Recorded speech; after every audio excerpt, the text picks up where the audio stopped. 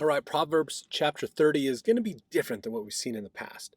So, verse 1 of this one says, "The words of Agur, the son of Jakeh, even the prophecy, the man spake unto Ithiel, even unto Ithiel and Ukal."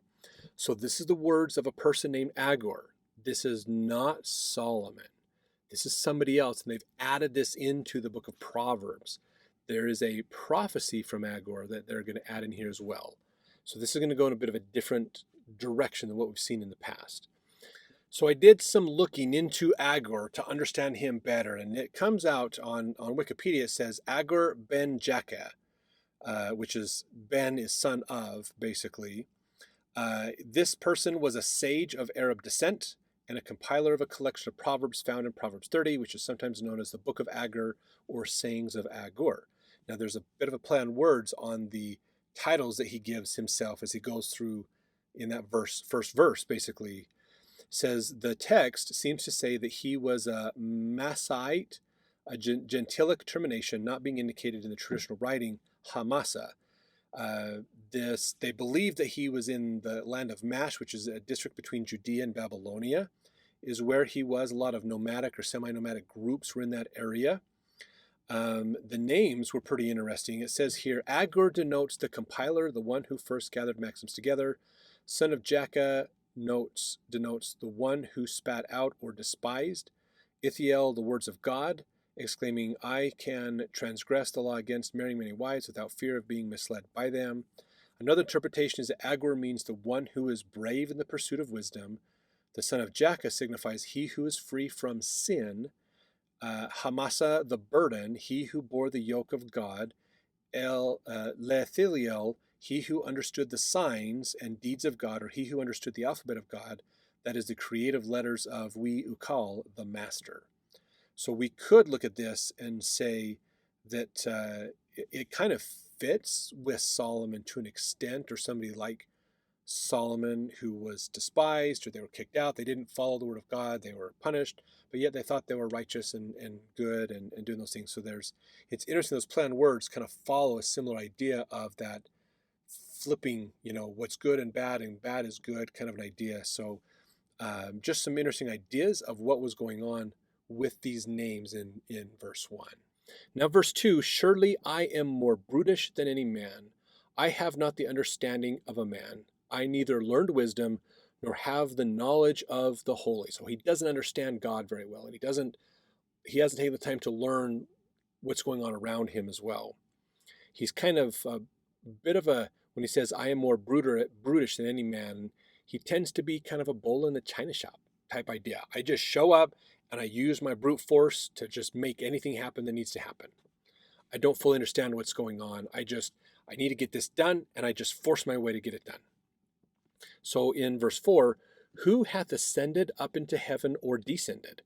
Who hath gathered the wind in his fists? Who hath bound the waters in a garment?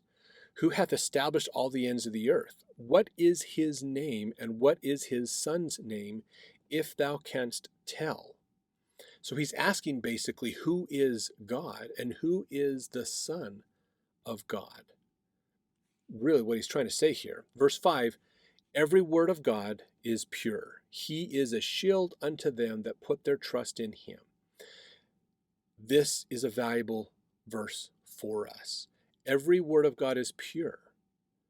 So the truth comes from God purely. Now, sometimes what happens, and we've seen this in translations and things, is the word of God comes to a prophet properly, but sometimes it doesn't get written down properly, or it gets misinterpreted or mistranslated or other things, and then we kind of lose the value of it. And sometimes that happens. Okay? And again, those that put their faith in God, he will be a shield. A shield, like a physical shield, like you can't get physically hurt? No. A shield from wickedness and sin. Our true enemy in life is sin, going against the commandments of God. Sin is spiritual death. The atonement is there to help us have an opportunity to not experience spiritual death. But that is a choice left to us. So he is a shield against sin, against the pushings of Satan to try to convince us to not be in the presence of God in the next life. to make a different choice because our agency is still there. We can choose not to follow God, and that would disqualify us from being in his presence. So he is a shield to sin. Verse 6, add thou not unto his words, lest he reprove thee, and thou be found a liar. So that's getting into that idea of scriptures like we talked about. The word from God to his prophet is pure. The word from the prophet to the people is probably pure, but sometimes it gets misinterpreted, mistranslated. There's other issues that happen over time. This is the important thing to understand is we should do our best to preserve the truth and be careful with those things, basically. Now, verse 7, two things have I required of thee, deny me them not before I die. So this is probably this person giving a prayer or trying to talk with God about these things. And he said here, the first thing he says is, remove far from me vanity and lies. Give me neither poverty nor riches. Feed me with food convenient for me, lest I be full and deny thee, and say, who is the Lord? Or lest I be poor and steal, and take the name of my God in vain. So he's saying, one of the things I want you to do is to give me enough, and help me not want more than enough. Because if I have too much, I might say, I did it myself, and deny God. If I have too little, I might say, I deserve more, and I'm going to steal it from other people and break God's commandments. So give me enough. Help me to find that happy medium road and stay there. Now the problem is this takes away agency. That's what he really wants. Just give me what works for me and let me go. Don't make me have to make choices. That's not going to go over well because agency is super, super important. So verse 9, I just read that one. Sorry. Verse 10, accuse not a servant unto his master, lest he curse thee and thou be found guilty. So this one is a quick one to say about cursings. Now, cursings isn't like a witchcraft, I'm going to curse you and you're going to suddenly turn into something weird or whatever. This is basically saying don't falsely accuse servants to their masters of things. Because if the servant comes back and says, no, that's wrong, and proves that you are the liar, you're going to be found guilty. That's not good for you. Okay? Don't bear false witness. Now, verse 11, there is a generation that curseth their father and doth not bless their mother. That's not a good thing. Okay, honoring your father and your mother is important. Now, verse 12, there is a generation that are pure in their own eyes and yet is not washed from their filthiness. This is that perspective we talked about. They think they are pure in their own eyes, but in reality, they are filthy. They think they're doing what's right, but they're not truly doing what's right. This is not a good generation. There's a lot of problems in this.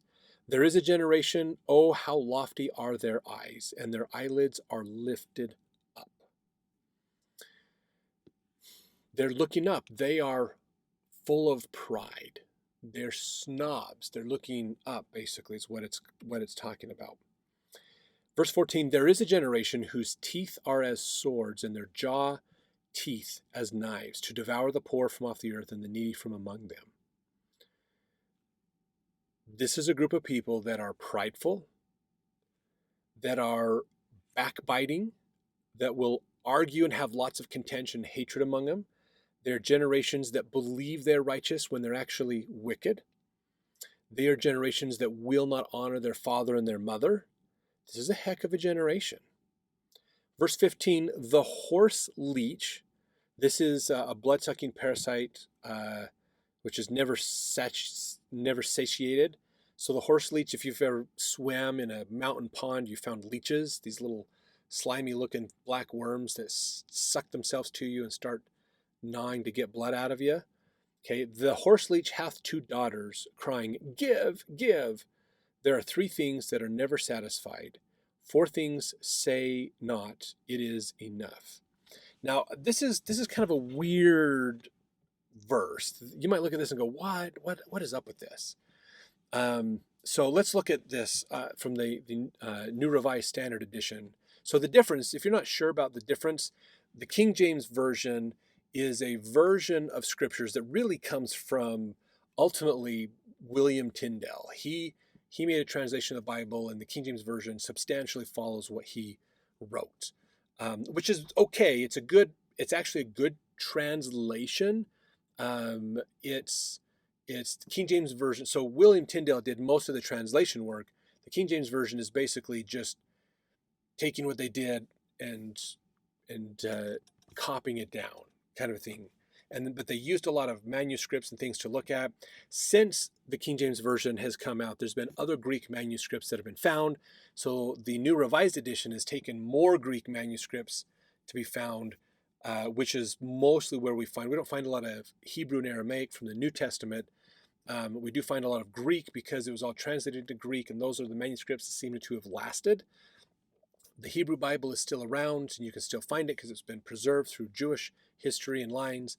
But a lot of things have been translated to Greek, and those are the ones we find more preserved. So that's what we have to deal with. So the New Revised Edition is leveraging more different manuscripts to come together to try to get a clearer understanding of the scriptures, of what they originally meant. Some say King James is fine and enough. Some say, well, the New Revised Edition is a little bit more accurate in some ways. So it's okay to look at both and just get some contrasting ideas to better understand. The goal is to understand the message we're getting, that the author, the writer wants to get across. Which language you interpret that from, or how you go about that, is not as important as making sure you can understand that. And the best way to understand it is to follow the Spirit. As the Spirit guides you, it'll help you to learn. So in the New Revised Edition, if I correct me if I'm wrong, any Bible scholars out there, I don't know if any Bible scholars actually following my channel. That'd be, thank you for following it. If you are, that's great. Hopefully you get some value out of this. But if you can correct me, absolutely correct me. Let me know in the comments. So verse 15 in the New Revised Version says, the leech has 2 daughters. Give, give, they cry. 3 things are never satisfied. 4 never say enough. So it's not super different, but what there's some numerology things going on in there. 3 is kind of a perfection. 4 is like number of worlds, like worldly understanding. So it's basically kind of using some numbers. I'm sure there's some ancient Hebrew classification of this that maybe I haven't learned that part, so I can't speak to it very well, but I'm sure that there's something in there with those numbers and Hebrew traditions that would show that. But basically it's saying they're never satisfied. They are always asking for more. They're ungrateful for everything. So this is that kind of idea of this generation is a generation that demands more, wants more, is consuming resources at a greater pace than they are delivering resources. They're not giving value to others, they're taking value. It's a very selfish, prideful generation. So continuing on, verse 16, the grave and the barren womb, the earth that is not filled with water, and the fire that saith not, it is enough. The eye that mocketh at his father, and despiseth to obey his mother, the ravens of the valley shall pick it out, and the young eagles shall eat it. So this is talking about saying the natural elements are going, no, it's enough. The people are going, it's not enough. I need more. I need to expend all my resources, in taking care of myself and not giving back and not contributing. And it's going, no, this isn't going to work. This is going to go bad for you, basically. Verse 16, there be 3 things which are too wonderful for me, yea, 4 which I know not. So there's that same idea of 3 and 4. There's a Hebrew, and I'm trying to remember how that's phrased. There's a couple other places in the Old Testament that this idea of numbers is used. I'm trying to remember. I can't remember where that was. But anyways, if you can remember that one, put that in the comments which video we did that on. That'd be great because that'll come into value with this as well. Verse 19, the way of an eagle in the air, the way of a serpent upon a rock, the way of a ship in the midst of the sea, the way of a man with a maid, such is the way of an adulterous woman. She eateth and wipeth her mouth and saith, I have done no wickedness. So this is this idea of understanding that, again, we're not satisfied. We're not satisfied with enough. We want more. We want to aggrandize ourselves and do more. So this is the problem that we run into. In fact, verse 21, we'll see this again, this number thing. And I think when they say the number thing, the next line down starts to talk about it more. So verse 21, for 3 things the earth is disquieted, and for 4 which it cannot bear. So again, 3 usually means perfection. 4 means like number of worlds or worldliness. So things are not right. Now verse 22, for a servant when he reigneth, and a fool when he is filled with meat. For an odious woman when she is married, for an handmaid that is heir to her mistress. So these are the things that there's some things just not quite right, basically. A servant when he reigneth, servants usually don't reign, that's a different class. That's society's out of order. A fool when he is filled with meat, he is just, again, eating too much, gorging himself on it. Odious woman when she is married. This in the New Revised Version says an unloved woman when she gets a husband. So somebody who is unloved, they don't they end up getting married. A handmaid that is heir to her mistress, when a maid succeeds her mistress. So this is the whole class schedule. Everything is upside down. Basically, everything is in tumult, everything is upside down, is what this is talking about. And then verse 24, we're going to get another set of these. There be 4 things which are little upon the earth, but they are exceedingly wise. So now we don't have the 3 and 4, just 4. So not the perfection of the things, but there's the 4 things here. Verse 25, the ants are a people not strong, yet they prepare their meat in the summer. That's kind of an interesting idea to think about, that. So an ant, of course, ants aren't people, they're insects, and they're not strong compared to us. An ant's not going to move us around. Ants can move like 50 times their own weight. If we were their size, they would be phenomenally powerful. But to us, they're not. But still, the thing is they're not people. They don't think like us. They're a different class of entity, but yet they prepare their meat in summer. They prepare for winter to come. They get ready for things. They have wisdom in them. Verse 26, the conies are but a feeble folk, yet make their houses in the rocks. Conies are small animals like a rock badger, things like that. Kind of like rabbits. They're pretty, they're not violent. They're not trying to get out and be mean to people and things. But again, they prepare. 27, the locusts have no king, yet go they forth, all of them by bands. So again, there's not one locust that rules all the locusts. They just work together to move things forward. Verse 28, the spider taketh hold with her hands and is in kings' palaces. So it's spiders live everywhere, basically. Taketh hold with their hands. They work on things. They do things and exist everywhere. Now, verse 29, there be 3 things which go well, yea, 4 are comely in going. A lion which is strongest among beasts, and turneth not away for any. A greyhound and he-goat also, and a king, and against whom there is no rising up. If thou hast done foolishly in lifting up thyself, or if thou hast thought evil, lay thine hand upon thy mouth. Surely the churning of milk bringeth forth butter, and the wringing of the nose bringeth forth blood. So the forcing of wrath bringeth forth strife. So a good thing to think about in here is, again, there's natural laws, and we can go against those natural laws. And this whole chapter is about a prophecy of the society going against all the natural laws, defying everything, just wicked in every way. They're doing their own thing. They're not following the natural way of doing things. They're doing everything their own way, basically, is what it's getting down to. Now, I'm not sure who this Agar person is and what time period he lived in, but this is really interesting. This could be, I would say there's a good chance this is talking about Israel at the time of Jeremiah. Could be possibility. Rampant wickedness, rampant craziness, all kinds of challenges and problems.